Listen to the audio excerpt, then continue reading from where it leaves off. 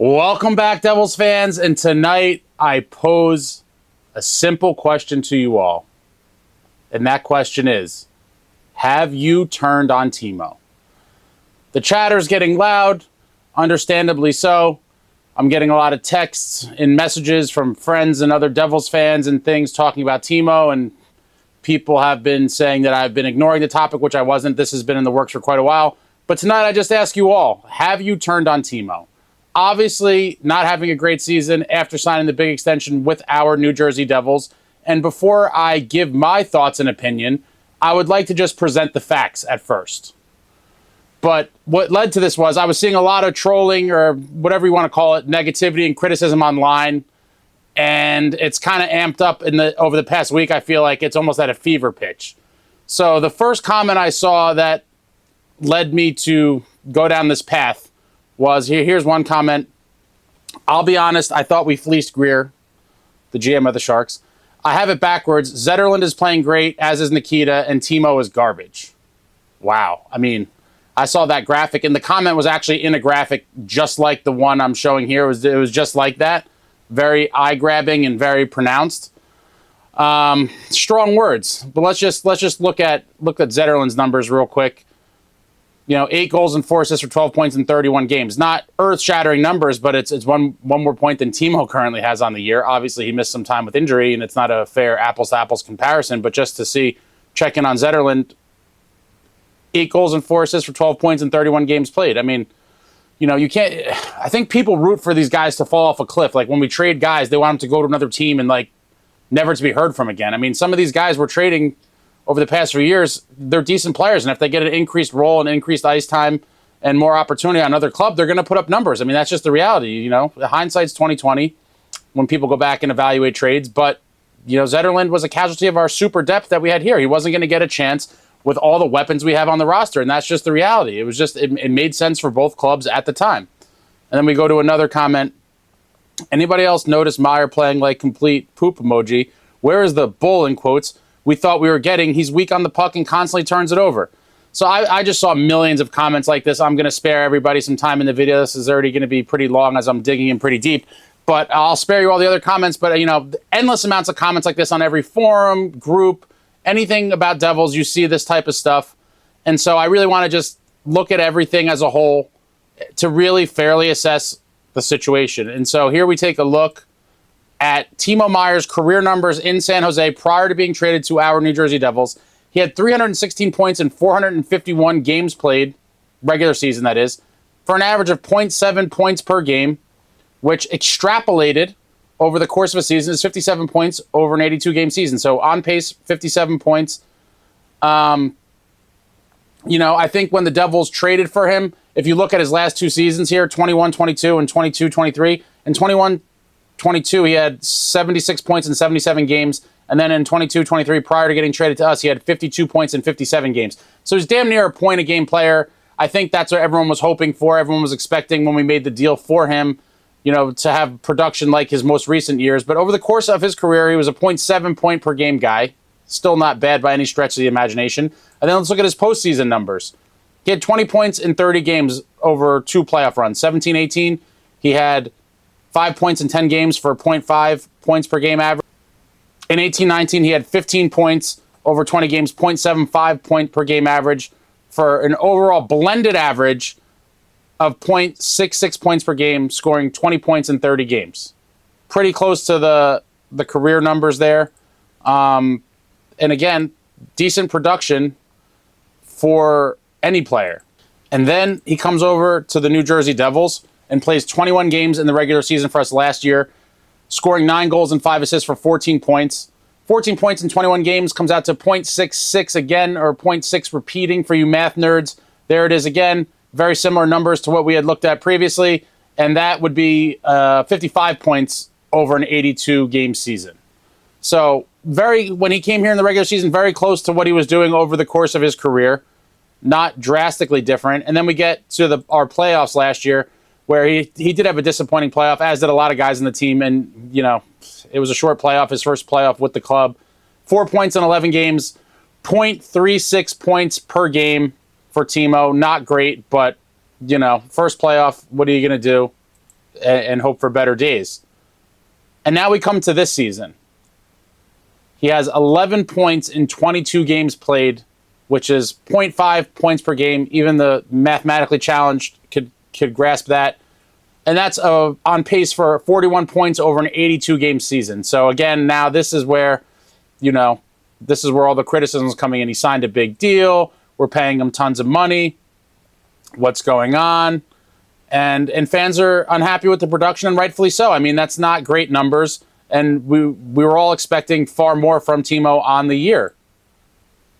And if we look at the game log here, his last point was a goal at Winnipeg on November 14th.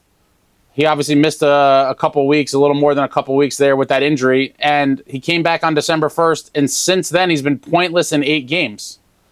Pointless in 8 games since his return. I've said in a video previously that I think he's still nursing an injury. That seems to be the case. I don't think he's anywhere near 100%, and I don't know, with the nature of the way injuries are not disclosed and kind of hidden, we may never know what the hell's wrong with this guy or what's bothering him. But it's obviously something nagging, it's lingering, and it's affecting his gameplay, and he's been pointless in the 8 games since he came back from the injury. Also today, a lot of you probably saw CJ Turturo does a lot of the in-depth stat analysis and advanced stats. This was a tweet, and I'll put a link in the description so you guys can go check this out. I'm not going to take up more time in the video going over this in depth, but a lot of interesting stuff here. But I'm assuming this has been pointed out by someone already, but yeah, Timo's not right. He's dropped like 20 percentiles in skating speed relative to last year. This isn't normal wear and tear. He's got to be nursing something. Again, a lot of the haters will say, oh, I don't want to hear the injury excuse, blah, blah, blah. But would all these people still be talking shit if he just wasn't playing and was in the press box? Would everyone be saying, oh, Timo this, Timo that? I don't know. Is it better to not play? It's obviously not bad enough to prevent him from playing, but would all the haters still be talking as much if he just was not playing? Because he's not scoring points from the press box either. So I'm very curious what people would have to say about that. And that's all led to right here. This is from the GOAT of Devils memes, Mr. Backhanded Devil. Check him out on Instagram, Twitter, Backhanded Devil. And here it is, a milk carton missing Timo Meier with his stats there. 6'1", 220 pounds. His birthday, October 8th, 96, age 27. Timo on the milk carton. I was waiting for something like this to go down. And for the younger people who don't understand the relevance of the graphic, back in the day when children were abducted or missing persons, they would put their face on a milk carton so that, when you go to the grocery store and everyone's buying milk or whatever, you would see their picture and their, stats. So that is the relevance of that. Timo's obviously been missing. We haven't seen a point from him in over a calendar month, November 14th. We're approaching 5 weeks. So Backhanded Devil drops the milk carton with Timo Meier's face on it. And whenever your face is getting put on milk cartons on the internet, you know it's not a good time. Definitely not good. Been missing. Check out Backhanded Devil. He also designed the amazing fan appreciation warm-up jersey from the last game of last season where Luke made his debut and Jack broke the record. Phenomenal night, phenomenal game, and the phenomenal warm-ups were designed by Backhanded Devil with the NJ State logo outline. Beautiful jersey. Love it. Check that out. Looking at this situation holistically, I personally have not turned my back on Timo. And I've not turned on Timo. I have not turned on Timo. I think it's way too early for me personally to make a judgment on this. I'm not like some of you bloodthirsty people on the internet that are very quick to react, quick to call for people's heads. Healthy scratch this guy, kill this guy, fire Lindy, screw Fitzy, fire Fitzy. I mean, guys, this team was absolute dog shit not that long ago. You have to have faith in the process. At one point, I'm going to say I was a little less than optimistic that Fitzy was the guy to get the job done, but Fitzy has won me over. Not every deal and every signing is going to be a massive win. It just cannot happen. If it was that easy, then, people would be Stanley Cup champions all the time. There's only one Stanley Cup champion, guys. And we are building, and he is building towards that. I 100% believe that. We have tons of great prospects. We have tons of young kids. And Rome wasn't built overnight, and a Stanley Cup winning team can't be built overnight. I think we're getting closer and closer. And call me crazy, if we get steady goaltending and get hot at the right time, I believe the team could win the Cup this year. I really believe that. But with all that being said, looking at the numbers, Timo was hovering around, was a 0.7 point per game guy. And I think part of the hatred and the venom and the vitriol and everything directed at Timo was he signed that big money deal. And because he makes more than Jack, I think a lot of people get it confused that, oh, he's making Jack money or more than Jack, that he's going to be this player better than Jack or on that level. And I'm here to tell you that's not the case. Guys bring different things to the lineup. And obviously, yes, we're paying Timo to bring points, but he also brings some grit. He hits. He gets in people's face. He didn't show up a ton on the score sheet in the playoff series against the Rangers last year, but believe me, the Rangers hated that guy. He was all up in their grill, crashing the crease. Those guys on the Rangers hate Timo Meier. He was all up in the series, causing mayhem all over the place, and did that job well in that series. And so I think, again, everyone wants to see the points, but there are intangibles that don't show up on the score sheet that you can't completely ignore as well. And he was definitely in the Rangers' heads and definitely, messing with them. They were not a fan of Timo Meier.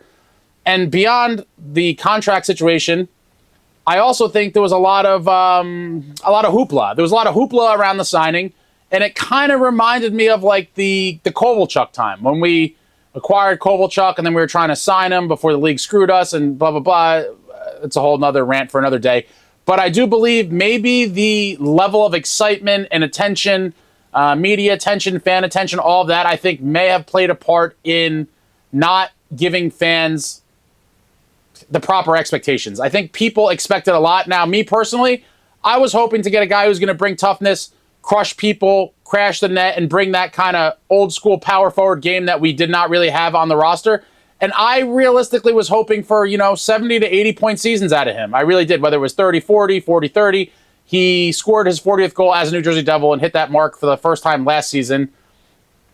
And that was my hope for Timo Meier long term. Now, again, we are in the first year of an 8-year deal. I am not going to judge this remotely anytime soon. He's clearly hurt. Some of you people don't give a shit.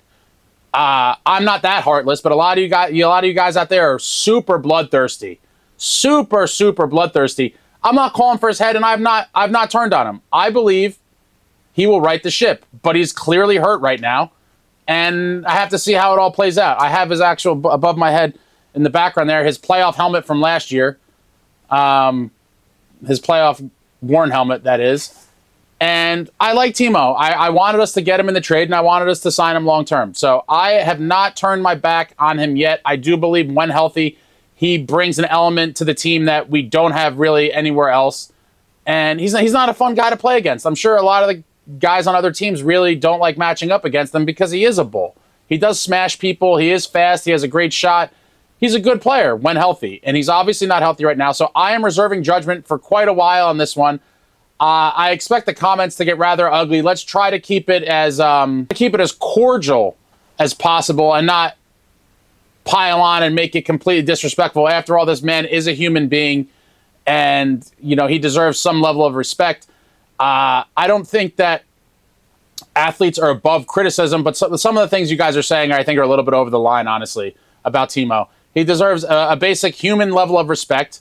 But with that being said, I think athletes that are getting paid this kind of money are not immune from criticism. When you get that kind of money, I can't feel that bad for you with a respectable amount of criticism that's not, personal attacks and things about your family or anything like that. You're making $8-9 million a year to play a game and to produce, and when you don't, criticism is part of sports, guys. It is what it is. It's a lot of athletes don't like it, and people don't like the negativity, but that's just the reality of the world we live in. And so let me know what you guys think in the comments. Have you turned on Timo? If so, why? If so, why not? Curious to see. I think it's going to be ugly, and I'm kind of afraid to see what the comment section is going to become on this one, because I think there's going to be a lot of hate, and a lot of nastiness. But let's just try to keep it, somewhat respectful, guys. Let me know what you think. Like, comment, subscribe, and all that jazz. As always, let's go Devils.